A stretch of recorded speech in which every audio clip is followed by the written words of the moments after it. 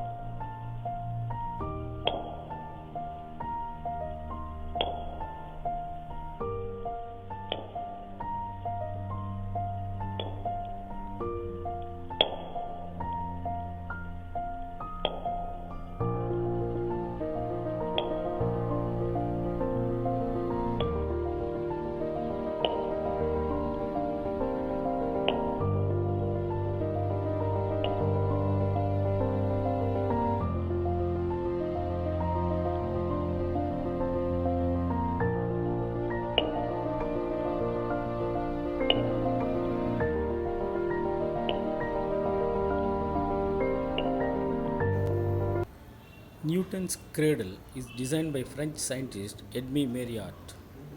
The model of Newton's cradle is used to demonstrate conservation of momentum and also conservation of energy. This model consists of five identical metal balls suspended as seen. A metal ball at one end is taken away from its position and released. It collides with the remaining balls and pushes the last ball away.